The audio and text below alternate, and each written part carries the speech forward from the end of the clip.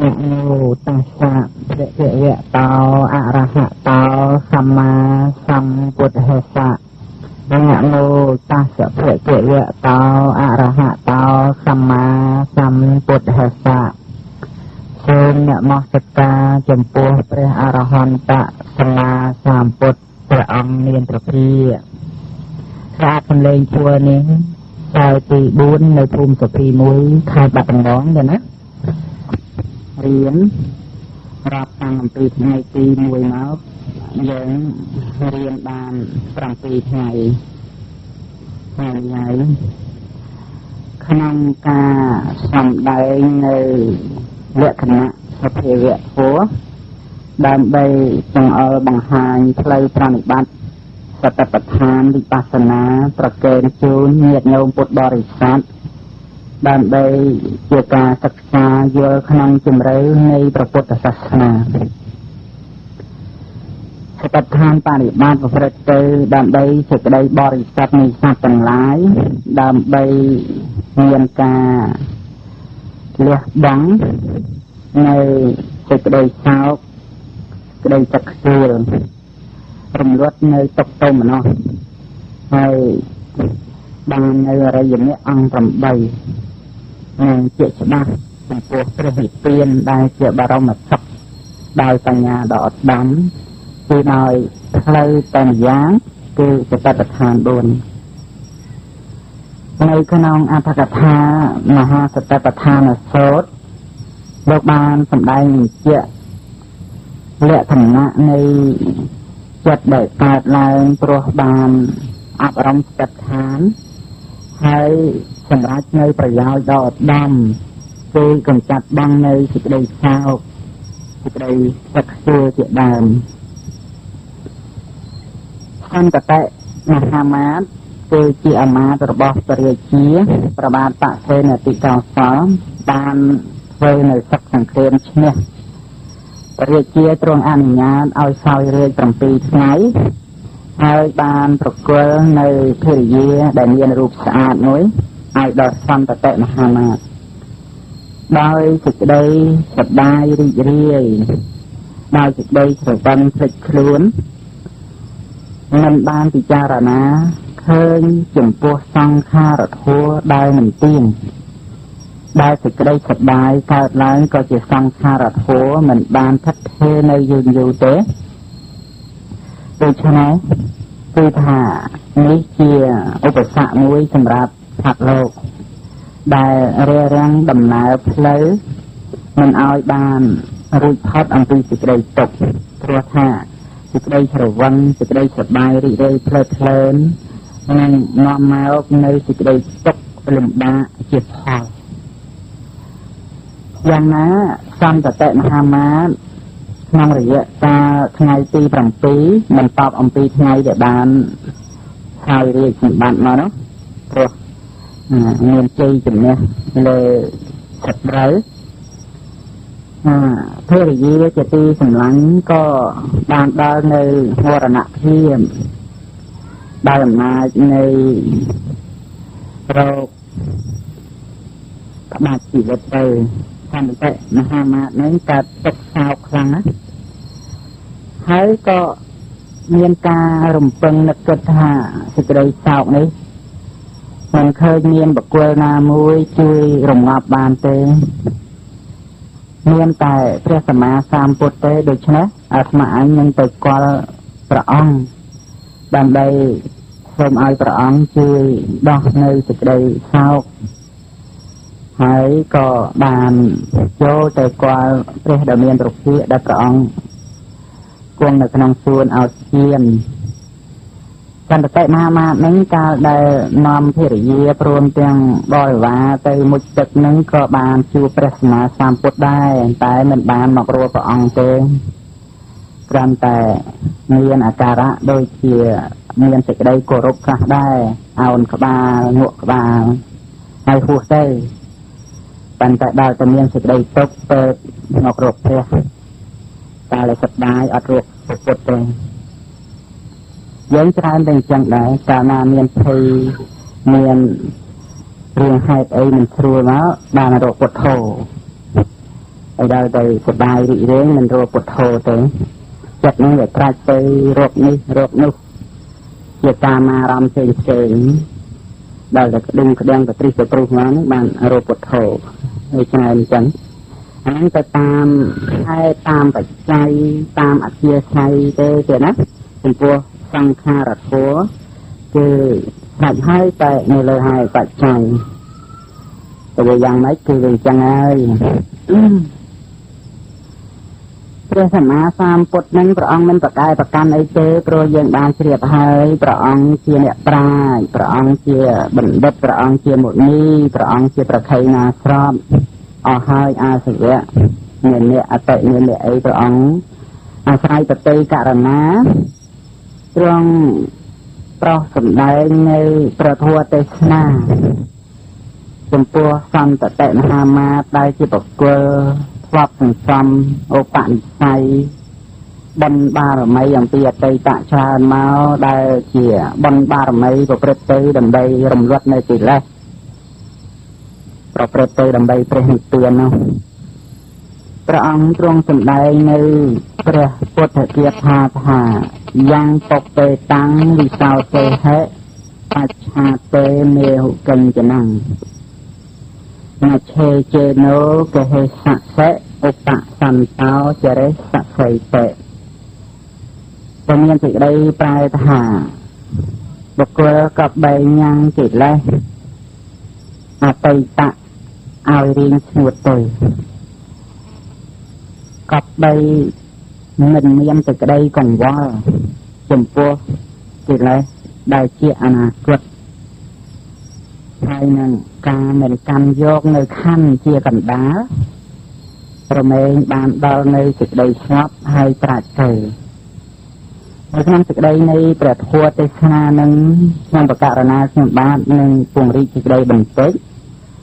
ដើម្បីឲ្យឃើញជាប្រយោជន៍ក្នុងការស្ដាប់ធម៌ហើយជាឧបការៈដល់សតិប្បដ្ឋានវិបស្សនាដែលថាយ៉ាងពុបេតាំងវិសោសេហេគឺធ្វើឲ្យរៀងស្ងួតនៅកិលេសជាតិអតីតគឺបានសេចក្តីថាមិនមែនរំលត់កិលេសអតីតទេតែនៅក្នុងប្រគាថានេះអតីតប្រារព្ធយកអារម្មណ៍ឲ្យកិលេសជាបច្ចុប្បន្នគឺកិលេសណាដែលមានអារម្មណ៍អតីតញ៉ាំងកិលេសនោះឲ្យរីងស្ងួតទៅនេះសេចក្តីនៃប្រធម៌នឹងអញ្ចឹងយ៉ាងបពេតាំងហ្នឹងគឺសំដៅយកកិលេសជាតិណាដែលមានអារម្មណ៍អតីត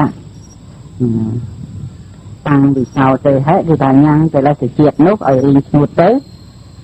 គឺបានសេចក្តីថាមិនអាល័យនៅខណ្ឌជាអតីតមិនសោកស្ដាយនៅរបស់ដែលជាអតីតព្រោះអីព្រោះថារបស់ណាដែលជាអតីតរបស់នោះបានកន្លងទៅហើយមិនតាំងនៅក្នុងទីណាទេប៉ុន្តែការដែលសត្វលោកអត់ឥតបញ្ញា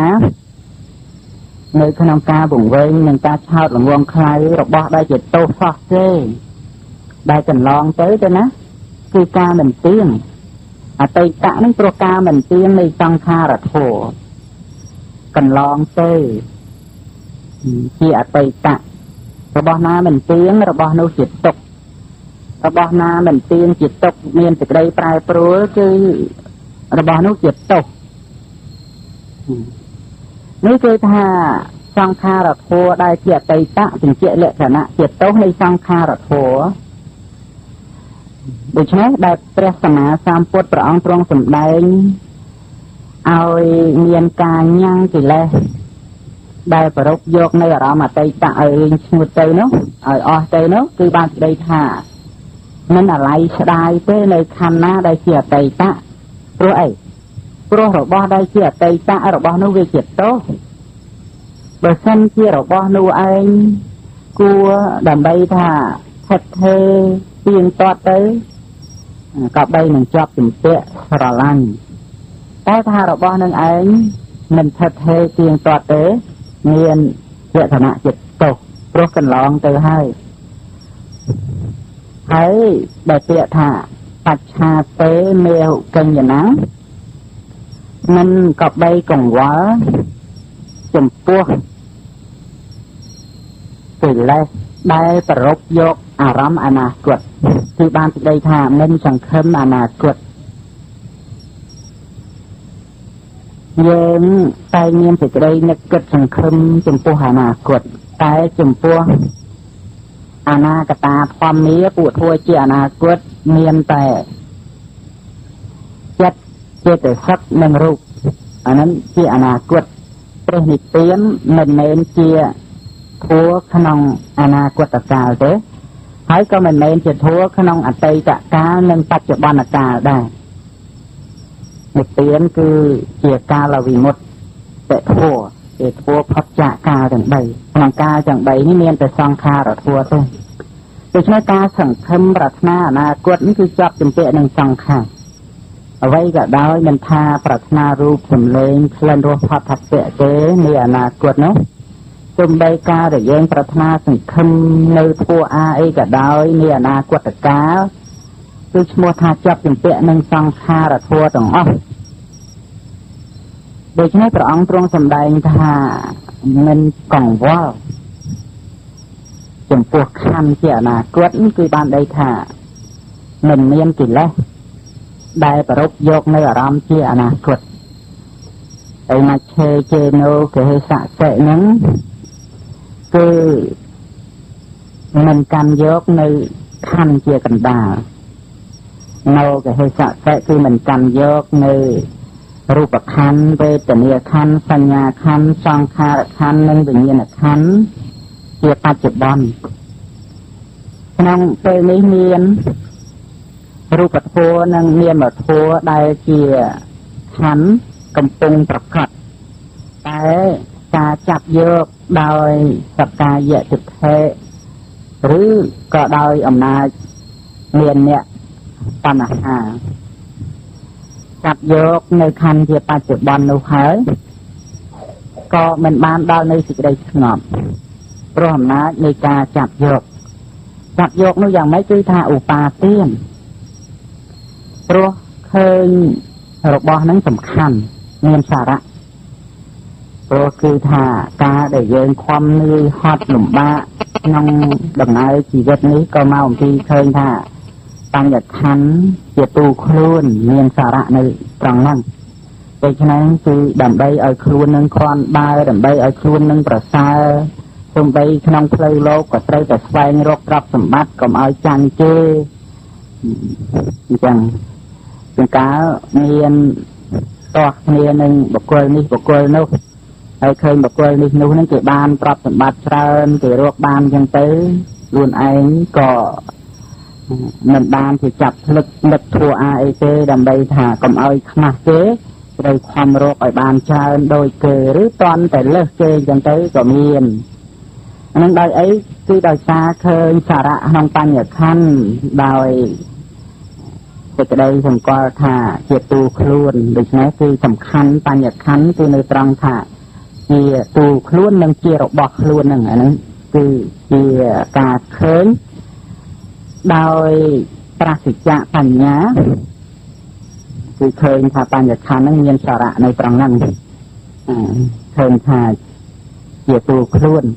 ឬឃើញថាទៀងឬឃើញថាជាសពហើយសំដីក្នុងធម៌អាហ្នឹងក៏ដែរមានការប្រព្រឹត្តទៅដោយការជាប់ជំពាក់នឹងសភាវៈដែលជាបច្ចុប្បន្នដែលកំពុងកើតមានកំពុងប្រកបក៏មិនបានដល់នៅសេចក្តីសុខស្ងប់ដូច្នេះព្រះពុទ្ធដីកាដែលព្រះអង្គសម្ដែងអំពីមច្ឆេជេណូកហេសតេគឺជាព្រះពុទ្ធដីកាចង្អុលបង្ហាញធម៌បរិបត្តិទួនស្មារតីចំពោះសភាវៈធម៌ដែលកំពុងប្រកបនេះឯងដោយការមិនចាប់យកឧទាហរណ៍ថាកាលណាបើយើងបានដឹងថាបញ្ញខណ្ឌនេះឯងជាអសារៈអត់មានខ្លឹមសារទេព្រោះវាមានលក្ខណៈប្រែប្រួលជាធម្មតាសូម្បីយើងមិនចង់តែរាល់ថ្ងៃ ឬរាល់ដង្ហើមចេញចូលនឹងវាមានការប្រែប្រួលមិននៅក្នុងអំណាចនៃបុគ្គលណាដើម្បីនឹងខាមឃាត់ឬរារាំងឬទប់បានទេតែអញ្ចឹងទៅឃើញសភាពអត់ខ្លឹមសារនៅក្នុងបញ្ញខណ្ឌក៏រមែងមិនមានឧបាទានទៅចាប់យកដូចជាយើងមិនដែលឈោងដៃចាប់តោងអាកាសលហលហេវទទេនោះទេគឺតើតែឃើញមេឃឈើឬឈើអីចឹងទៅបានយើងលោកដៃទៅចាប់នៅឈើនោះគាត់តែឃើញមានវត្ថុអីមួយបើឃើញទទេអាកាសចឹងទៅមិនចាប់យកទេយ៉ាងណាការដែលមានឧបាទានចាប់នៅខណ្ឌជាបច្ចុប្បន្ននេះក៏ព្រោះឃើញថាបញ្ញខណ្ឌនឹងឯងវាមានសារៈវាមានខ្លឹមសារហើយបើសិនជាអប់រំបញ្ញាឃើញនៅបញ្ញខណ្ឌអត់មានសារៈទេមិនលូកដៃចាប់ទេដូចយើងមិនដែលលូកដៃចាប់អាកាសចឹងដែរនេះគឺដោយអំណាចមានបញ្ញាទៅដែលទៅជាមច្ឆេជេណូកេហិសៈទេអ្វីក៏ដោយអ្វីក៏ដែរដែលកើតឡើងហើយវាមានការមិនទៀងស្រេចប្រចាំសង្ខារធម៌សំដីយើងចាប់ប្រកាន់យ៉ាងណាក៏វាមិនបានដូច្នេះកាលណាមិនចាប់នៅខណ្ឌជាបច្ចុប្បន្នឧបសន្តោកេហិសៈទេឧបសន្តោចរិសៈសីតេគឺបានសេចក្តីថាមានសេចក្តីស្ងប់ហើយប្រាច់ទៅដោយការមិនជាប់ជំពាក់ស្ងប់នឹងគឺយ៉ាងម៉េចគឺបានសេចក្តីថាស្ងប់នៅសេចក្តីសោកស្ងប់នៅសេចក្តីសឹកយល់ស្ងប់នៅសេចក្តីទុកទោមសពគ្រប់ទាំងអស់ហ្នឹងដូច្នេះប្រយោជន៍នៃការស្ដាប់ធម៌ក្នុងពេលហ្នឹងសន្តតិមហាមានបានបរលុះនៅអរហត្តផលព្រោះការមិនចាប់យកនៅខណ្ឌការមិនចាប់យកនៅខណ្ឌធ្វើឲ្យកិលេសនឹងរីងស្ងួតទៅអស់ទៅហើយក៏បានតាំងនៅមិនយូរប៉ុន្មានទេក្នុងពេលនោះដែរក៏ត្រូវបរិនិព្វានដោយអាយុសង្ខារមិនអាចនៅតទៅទៀតបានបួសក៏មិនបានបួសបរិនិព្វានទាំងនៅក្នុងភាពជាកុហកចឹងទៅកាន់តែថាជាសមណៈជាព្រាហ្មណ៍គឺជាអ្នកដែលមានសេចក្តីស្ងប់ចាក់បាបនេះគឺសតិប្បដ្ឋានរមែងកើតមានក្នុងពេលដែលស្ដាប់ព្រះធម៌យល់ចូលចិត្តហើយប្រព្រឹត្តទៅដើម្បីកម្ចាត់នៅសេចក្តីសោកសេចក្តីសឹកសួលគ្មានអ្វីជាទីពឹងរបស់យើងទាំងអស់គ្នាទេក្រៅអំពីព្រះធម៌ថ្លៃអ្វីនៅជុំវិញយើងសពថ្ងៃនេះហេតុការណ៍ផ្សេងកាលណាបើពង្វែងភ្លេចស្មារតីសិតតែញ៉ាំងកិលេសញ៉ាំងបាបធម៌ឲ្យកើតឡើងទាំងអស់មានតែព្រះធម៌នេះហើយដែលថាជាមិត្តយើងក៏បីសាទគប់នឹងធម៌ហើយការសាទគប់នឹងធម៌ហ្នឹងគឺយ៉ាងម៉េចគឺញ៉ាំងកុសលធម៌ឲ្យកើតឡើងរឿយតែប៉ុណ្្នឹងទេក្នុងការដែល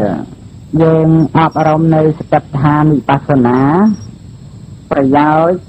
ប្រមែងរំលត់នៅទុក្ខនិងទោមនស្សទុក្ខនេះគឺទុក្ខវេទនាដែលប្រព្រឹត្តទៅតាមផ្លូវកាយហើយទោមនស្សគឺជាទោមនស្សវេទនាដែលប្រព្រឹត្តទៅតាមផ្លូវចិត្តកើតជាមួយនឹងទោសៈមូលចិត្តនៃទោមនស្សវេទនាសេចក្តីទុក្ខដែលមានការប្រព្រឹត្តទៅតាមផ្លូវកាយអាចនឹងលះបង់បានមិនឲ្យមានការប្រព្រឹត្តតទៅទៀតដោយអំណាចសតិប្បដ្ឋានបរិបត្តិនៅក្នុងអត្ថកថាដែលលោកសម្ដែងបញ្ជាក់អំពីការប្រព្រឹត្តបរិបត្តិក្នុងសតិប្បដ្ឋានហើយរំលត់បង់នៅសេចក្តីទុក្ខនោះបាននៅក្នុងសម័យពុទ្ធកាលគឺព្រះសម្មាសម្ពុទ្ធព្រះអង្គ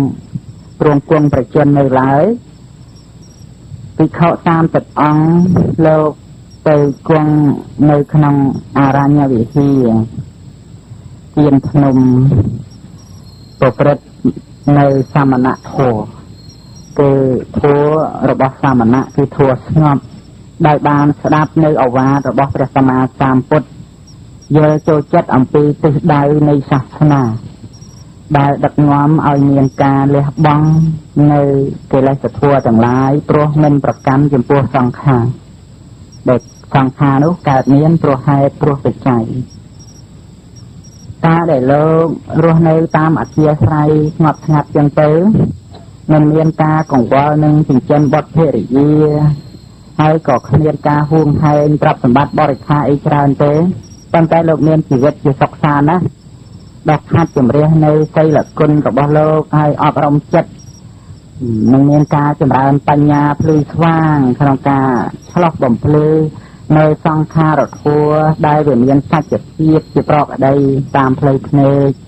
ផ្លូវត្រចៀកផ្លូវចំណុះផ្លូវណាផ្លូវកាយនិងផ្លូវចិត្តនេះគឺជាដំណើរជីវិតនៃសមណៈបព្វជិតដែលមិនមានការកង្វល់ហួងហែងនិងសម្បត្តិផ្លូវលោកផ្ទុយអំពីបព្វជិតដូចជាគ្រាវះច្រើនមានការហួងហែងព្រោះមានទ្រព្យសម្បត្តិច្រើនហើយអត់បញ្ញាផងមិនបាននៅសេចក្តីសុខស្ងប់ទេមានសេចក្តីកង្វល់ច្រើននេះក៏មានហើយនោះក៏មានហើយតាមមើលទៅសពគ្រប់ល្មមនឹងញ៉ាំងអត្តភាពឲ្យប្រព្រឹត្តទៅបានតែថានៅតែខ្វល់ខ្វាយដូច្នេះសេចក្តីខ្វល់ខ្វាយមិនមែនកើតមកអំពីការខ្វះខាតទេគឺមកអំពីមិនអប់រំចិត្តដែលទៅអញ្ចឹងក៏រមែងមានសេចក្តីកង្វល់ញាតិញោមធ្លាប់មានប្រសាសន៍ពោលថាខ្ញុំខ្វល់ណារស់អីមិនបានទេប៉ុន្តែមើលទៅទ្រព្យសម្បត្តិក៏មានល្មមសំគូដូច្នេះសេចក្តីកង្វល់នោះគឺមិនមែនកើតមកអំពីរកអីមិនបានទេតាមពិតគឺមកអំពីមានកិលេសបើបុគ្គលមិនមានកិលេសហើយគឺមិនចេះខ្វល់ទេសូម្បីដល់ពេលនឹងត្រូវស្លាប់យ៉ាងណាក៏មិនមានសេចក្តីកង្វល់ដែរដូច្នេះសេចក្តីកង្វល់កើតមកអំពីការមានកិលេសការមានកិលេសមកអំពីខ្វះបញ្ញានៅអ្នកបួសលោកមានបរិខាអីច្រើនសន្ធឹកសន្ធាប់ដូចជាគ្រាវះអត់ទេលោកនិមន្តទៅណាមកណាដូចជាដាក់សីអញ្ចឹងនាំយកទៅតែស្លាប់មួយគូរបស់ខ្លួននឹងតែប៉ុណ្្នឹងទេហើយចិញ្ចឹមជីវិតក្នុងទីដែលខ្លួនទៅអញ្ចឹងទៅនេះគឺថាមានការប្រព្រឹត្តស្រាលហើយជាការដកខាត់នៃកិលេសមានឱកាសពេលវេលាច្រើនព្រោះមិនកង្វល់ចិត្តគំនិតនឹងមិនប្រព្រឹត្តទៅដោយកាមវិតកៈឬព្យាបាទវិតកៈទេស្ដីអំពីភិក្ខុ30អង្គនឹងកាលដែលលោកបានជួបគ្នានៅក្នុងថ្ងៃឧបោសថមួយហ្នឹងក៏ស្រាប់តែបាត់អស់លោក15អង្គធ្វើមើលទៅតាមទំនងថាខ្លានឹងចាប់លោកយកទៅបរិភោគព្រោះលោករស់នៅគង់នៅផ្សេងគ្នាអញ្ចឹងដល់អញ្ចឹងលោកក៏បានព្រមព្រៀងថាបើមានភិក្ខុអង្គណាត្រូវខ្លាចាប់អញ្ចឹងស្រែកមកពួកយើងនឹងជួយលោកថ្ងៃចន្លងមកហ្នឹងភិក្ខុកំឡោះមួយអង្គត្រូវខ្លាធំហ្នឹងមកចាប់ទាំងគ្រប់ហើយលោកក៏ស្រែកឡើងលោកភិក្ខុដទៃទៀតក៏បានឮក៏និមន្តទៅ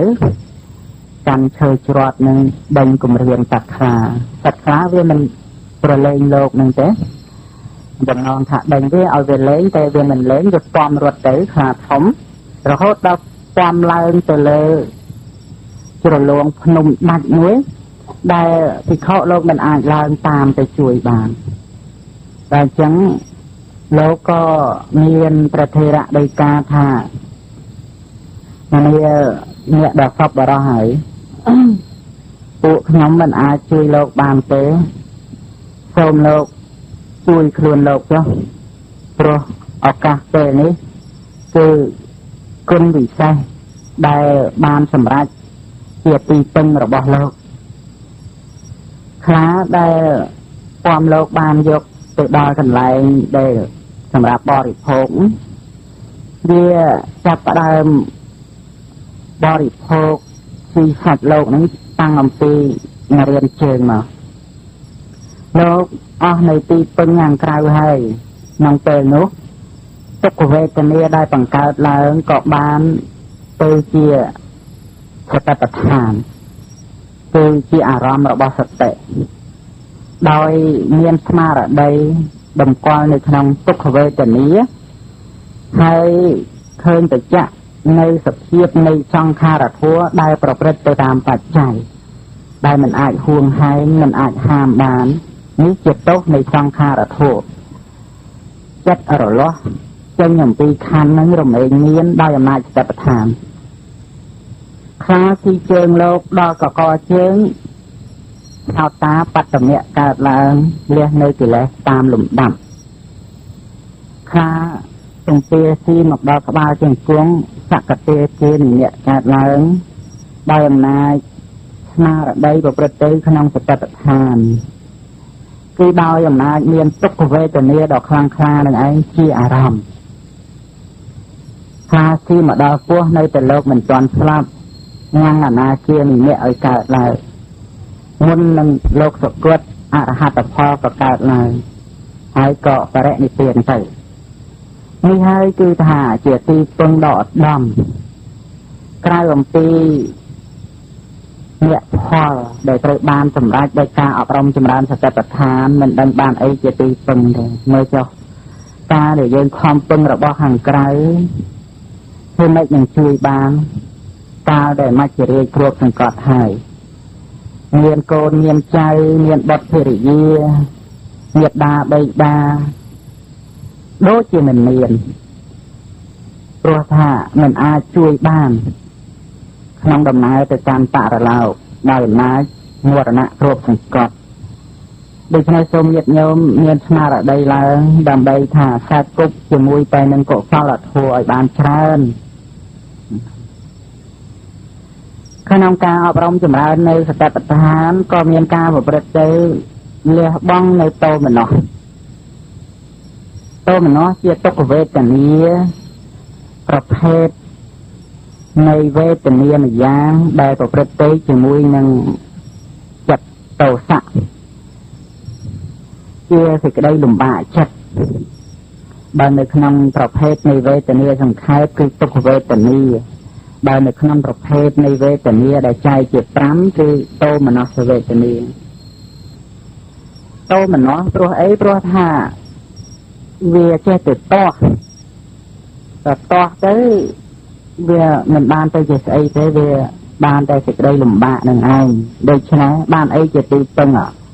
យើងនឹងពឹងអ្នកដទៃណាដើម្បីជួយយើងកុំឲ្យមានសេចក្តីលំបាកចិត្តនឹងជួយមិនបានទេគឺមានតែសតិប្បដ្ឋានបរិបត្តិកាលណាបើយើងមានស្មារតីថាសេចក្តីទុក្ខលំបាកតាមផ្លូវចិត្តនេះវាកើតមកអំពីការខ្វះសតិសម្បជញ្ញៈតាំងពីយូរយារណាស់មកហើយមិនមែនទៅតែខ្វះក្នុងបច្ចុប្បន្ននេះទេបានជាវាចេះតែតរហូតមកដល់បច្ចុប្បន្នហ្នឹងកាលណាបើដឹងអញ្ចឹងទៅវាអាចមានសេចក្តីស្ងប់ព្រោះដឹងសភាពនៃអកុសលធម៌ដែលមានឧបនិស្សយបច្ច័យតរហូតមកដល់បច្ចុប្បន្នបើយើងមិនដឹងអញ្ចឹងយើងអាចវង្វេងច្រឡំថាសេចក្តីទុក្ខលំបាកផ្លូវចិត្តហ្នឹងកើតមកអំពីអ្នកដទៃដែលអញ្ចឹងយើងអត់មានឱកាសដកខាត់កិលេសរបស់យើងទេព្រោះយើងផ្ញើកិលេសយើងជាមួយនឹងអ្នកដទៃយើងថាមកអំពីអ្នកដទៃហ្នឹងបានយើងចេះតែលំបាកយ៉ាងនេះមួយយ៉ាងនោះមួយ